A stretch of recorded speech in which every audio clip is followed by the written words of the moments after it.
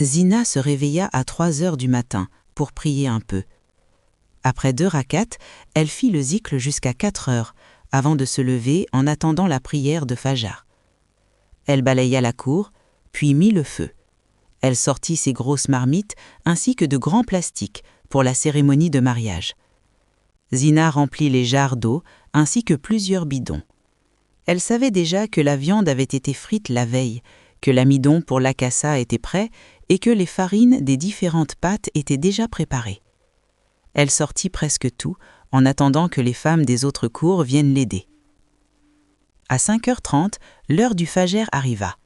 Zina alla effectuer sa prière. Pendant ce temps, les autres femmes étaient déjà debout pour prier et poursuivre les préparatifs du mariage imprévu. Même si Zina avait déjà fait la moitié du travail, elle avait aussi mis le riz au feu pour les imams, presque cuit d'ailleurs.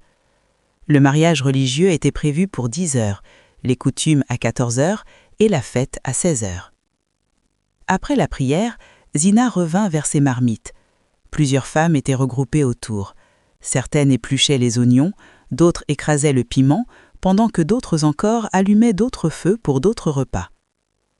Zina Touré. Je faisais tout mon possible pour ne pas montrer mon chagrin. Ils veulent tous me détruire, mais ils n'auront pas ce plaisir. Parce que moi, Zina Wassangari, je jure que personne à part Dieu le Tout-Puissant ne peut me détruire.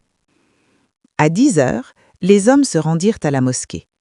L'imam parla des réalités du mariage, du devoir de l'homme envers ses 2 femmes, de l'équité entre elles, de l'importance d'éviter l'injustice et de les aimer de la même manière.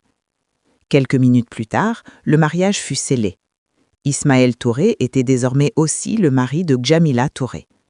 Il était maintenant polygame. On voyait ses frères et cousins le taquiner. « Ah, ça c'est le polygame. Monsieur est maintenant comblé.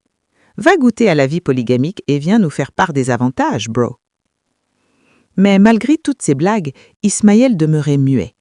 On aurait dit qu'il était absent à son propre mariage. En effet, Ismaël pensait à Zina, au mal qu'il lui avait fait. À 4 heures du matin, il l'avait observée surveillant chacun de ses gestes. Il l'avait vue travailler avec acharnement pour ce mariage, alors que personne d'autre n'était encore debout. Il était triste, mais il n'y avait plus de retour possible. Après la mosquée, les hommes revinrent à la maison pour manger. Un grand bâche avait été installé, avec des chaises louées. Les hommes s'y installèrent, attendant que les femmes les servent, ce qui ne tarda pas. Ils mangeaient, riaient, bavardaient de tout et de rien. Ismaël, lui, rentra à la maison.